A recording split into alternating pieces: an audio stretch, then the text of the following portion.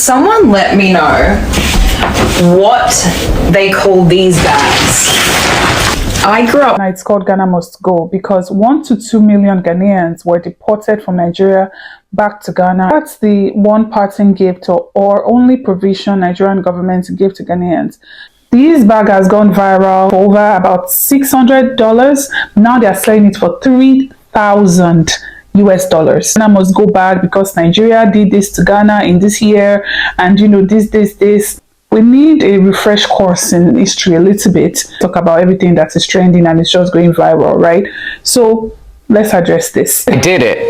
I wanted to get an African net sponge. I would not use this every day, to like 2 to 3 times a week. Isn't it funny when white people discover something that we have been using at least hundreds of years? It's even funnier when they are now telling us how to use it. Hey my lovelies, welcome back to my channel. Someone let me know what they call these bags. I grew up thinking these were Christmas bags, like, because that was the bag that the Christmas decorations and lights were always stored in. Please tell me someone else's family did this. Let's first go through the comments because someone says, now I'm learning. All the African countries just insult the others with their different names for the bag, I am assuming. And someone said, here in Ghana, it's called Ghana Must Go because 1 to 2 million Ghanaians were deported from Nigeria back to Ghana in 1983. These are the bags they carry their belongings in back to Ghana. Someone said, that's the one parting gift or only provision Nigerian government gave to Ghanaians. Nigeria's history is crazy and can make someone run mad if you study it. Touch wood. In this case, it's not just Nigeria's history though, but I digress. Let's continue. And someone else said, in our defense, they did it first. And somebody else said, I'm in Kenya and since childhood, I've known it as a Nigerian bag. And somebody else said, Ghana Must Go bag. And this very funny comment said, comment section looking like a United Nations meeting. So this particular bag that I'm sure is familiar to all Nigerians for sure, and if not all Africans, at least all West Africans know this bag, right? In Nigeria, we know it as the Ghana Must Go bag. It's a, I don't know if I should call it an unfortunate name for the bag, but that is what we call it in Nigeria, the Ghana Must Go bag, right? And in some parts of the world, like in Kenya, I know they call it the Nigeria bag and different names, right? This bag has gone viral. It's in the spotlight now because Louis Vuitton decided to, I think they've been selling this bag for a while actually, but it's been going viral again. They were selling it initially for over about $600. Now they're selling it for $3,000. Our Ghana Must Go bag, this same Ghana Must Go bag that we know, right? And the only difference is that it has a stamp. It has the Louis Vuitton logo on it. Anyways, I digress. This has put attention to this bag again, and people are now, talking about, oh, they've seen this bag before, blah, blah, blah, blah. What is it called? And something. And it has led to conversations in the comment section. And now it's led to people recalling history, and in some cases the history they are recalling is one-sided, right? So a lot of people say, oh, it's called Ghana Must Go back because Nigeria did this to Ghana in this year, and this, and a lot of people are not even talking about the balanced story of what actually happened, right?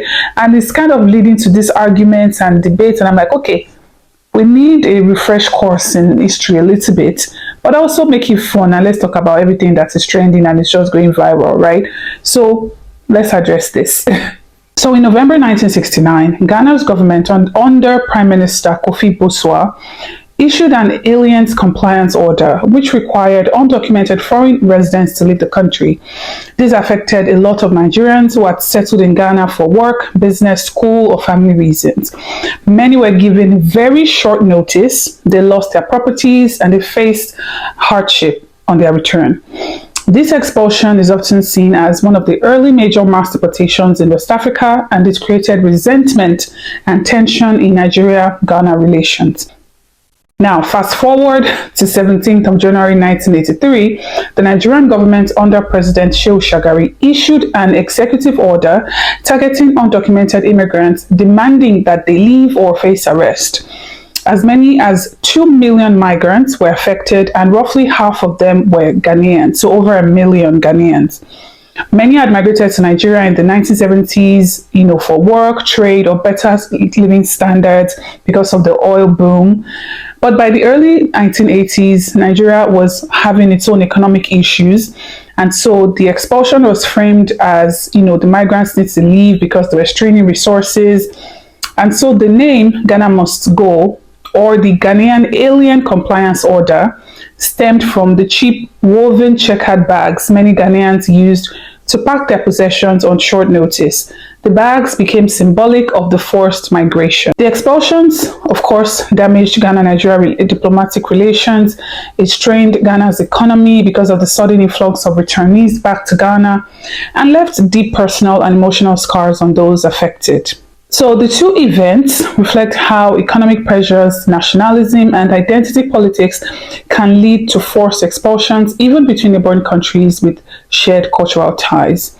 And so the legal and political groundwork for mass expulsions was partly inherited from the colonial era ideas about citizenship and who belongs, which is actually unfortunate. Anyways, the Ghana Must Go bag remains a potent cultural and historical symbol in West Africa, a reminder of forced migration, loss, and resilience. So in summary, in 1969, Ghana's government ordered undocumented foreigners, many of them Nigerians, to leave under the Aliens Compliance Order. 14 years later, in 1983, Nigeria retaliated during its own economic crisis by expelling over 1 million Ghanaians. The sight of migrants packing their lives into cheap checkered woven bags gave rise to the now famous term Ghana Must Go. These twin expulsions strained relations and left deep scars.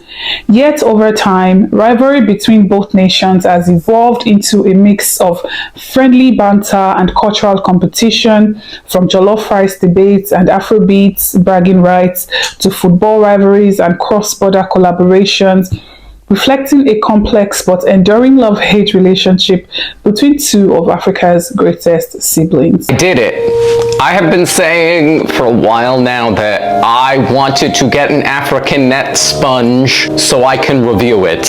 Here are my thoughts, as a dermatologist, of course. I first tried to dig into the origins. People call it an African net sponge. I was like, okay, that's not very descriptive. I'm like, where? Like, what country?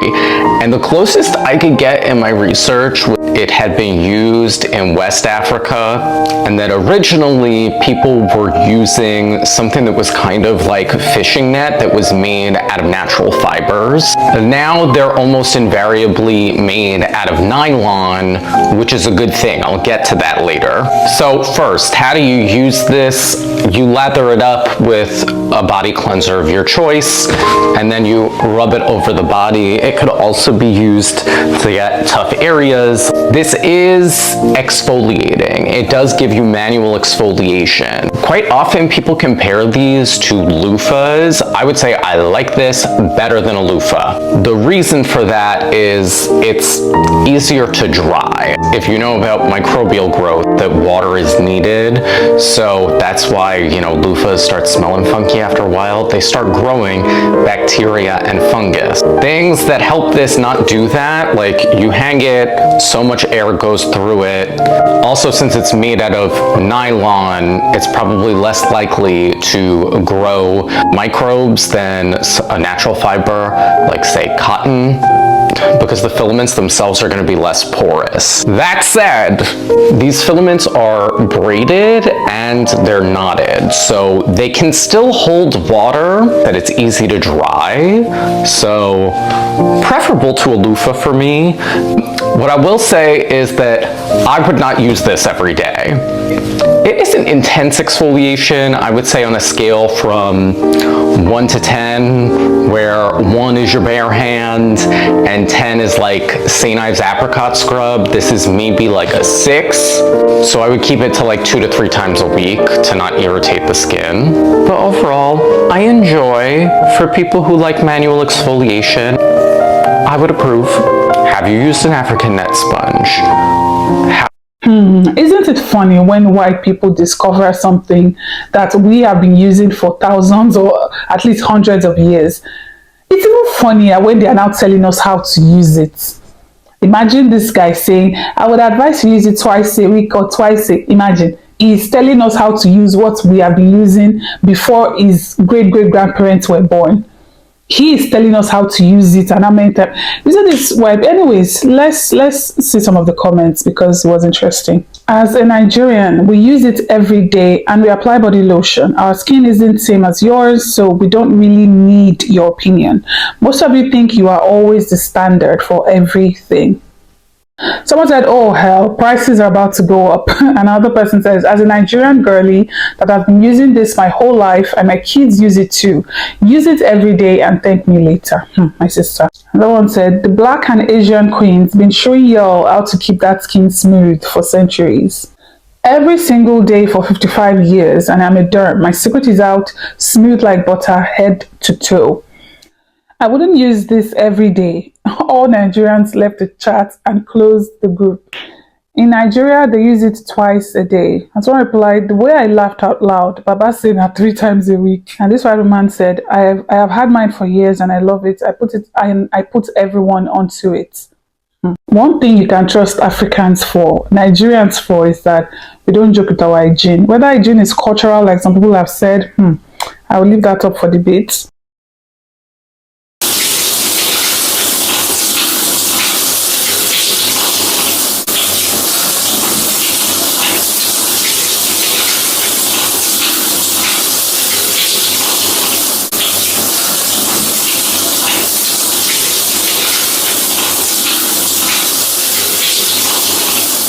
No!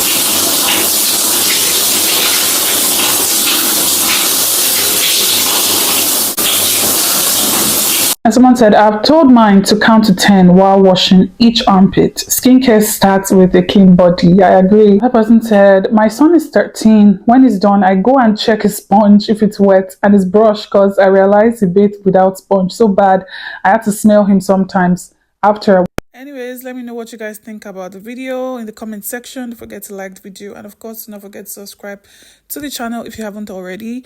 I was supposed to add, like I said, I would be adding exceptional Nigerian talents that I find on Instagram, and I'll just be putting it at the end of each video just to help them, reach more audience and play my part.